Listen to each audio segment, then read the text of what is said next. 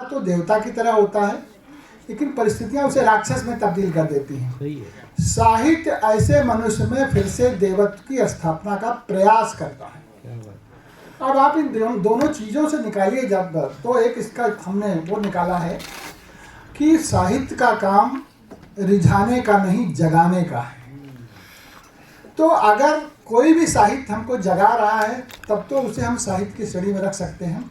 जितनी सारी परिभाषाएं बताई गई पता नहीं कहाँ से, वो सारी कुछ गड्ढ सारी बातें करती हैं। तो धीरे धीरे हमें लगता है कविता या साहित्य वो चीज़ है जो धीरे धीरे छन छन के आप तक पहुंचती है, तब समझ में आता है क्या चीज़ है। और वही चीज़ दुष्यंत लेके आए थे, जो उन्होंने अपनी गज़लों के माध्यम से, अपनी रचनाओं के माध्यम से, कि साहित्य का काम जगाना है। वो सबको जगा रहे थे, पूरे हिंदुस्तान को जगा रहे थे, अब तो पूरी दुनिया को जगा रहे हैं। और आप जैसे मराठी भाषी लोग इतना जागृत हो गए कि यहाँ पूरे महाराष्ट्र में दुष्यंत कुमार और हिंदी गज़ल की जय जयकार हो रही। क्या बात है। तो ये बड़ा मतलब ऐतिहासिक अवसर है। जैसा कल बताया गया कि शायद देश में उत्तर भारत के अलावा शायद कहीं इतना बड़ा प्रोग्राम दुष्यंत को लेकर नहीं हुआ, लेकिन आलोक जी ने बताया कि उत्तर भारत में भी इतना बड़ा प्रोग्राम नहीं हुआ जो उनके समग्र साहित्य को लेकर है। इसके लिए पूरा इंडियन विश्वविद्यालय और आप सब बधाई के पात्र हैं। मैं पेपर पर 5 मिनट में बात करता हूँ। ये बड़ी अच्छी बात है कि दुष्यंत की गज़लों पर एक ही प्राध्यापक संजय मोहन जी के निर्देशन में इतने सारे बच्चों ने पीएचडी शुरू की है या पूरी कर ली है। जैसा कि ये संगीत से जुड़े हुए आदमी हैं, तो जाहिर है कि इन्होंने कला को और साहित्य को दोनों को मिलाया है। अगर इनका साहित्य सिर्फ राग रागनी तक की गायकी होती तो वो कला हो जाती है, लेकिन जैसे ही आपने साहित्य की जुगलबंदी की और खासतौर से दुष्यंत की, तो वो एक नया रंग उसमें आया और फिर आप छा गए। कल की महफिल में हम लोगों ने देखा है। उसी तरह आपकी जो ये इनके विषय हैं, कुछ विषय तो बहुत ही बढ़िया है।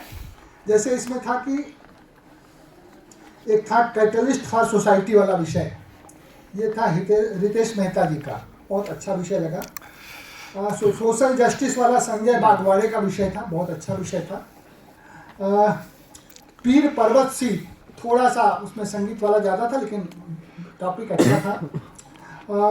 पोएट्री ऑफ स्पार्क आपके बेटे का विषय था, आपने उसको अच्छा विषय दिया।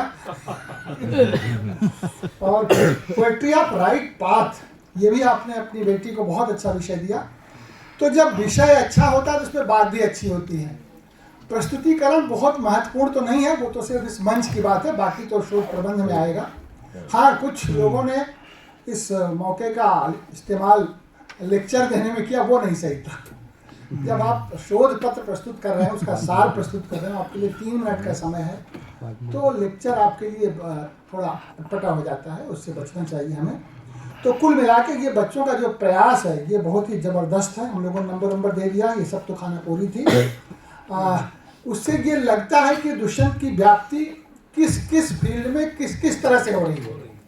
सिर्फ वो हम लोग जो उनके चाहने वाले या उनको जानने समझने वाले, सिर्फ वही नहीं, आम आदमी भी उसको उसी तरह से समझ रही है, उसी तरह से देख रही है, और हमसे ज़्यादा कहीं वो जागृत होने और जागृत करने की कोशिश कर रही है। यही तो दुष्यंत चाहते थे, यही वो बार बार कहते थे, मेरे सीने में नहीं तो तेरे सीने में सही। तो आजकल इतने सारे सीनों में दुष्यंत जी व्याप्त हो गए हैं, खासतौर से अपनी गज़लों के माध्यम से। ये बहुत बड़ी बात है और शायद यही साहित्य का चरम भी है, यही साहित्य की सबसे बड़ी उपलब्धि है। इन शब्दों के साथ मैं आप सबके प्रति आभारी हूँ। आप लोगों ने मेरी बात को सुना। मुझे और कुछ कहना होगा तो मैं अगले सत्र में देख लूँगा। भोजन पे चलना है। आप बहुत बहुत शुक्रिया सर, धन्यवाद। Next session will be conducted here in Einstein Hall after lunch.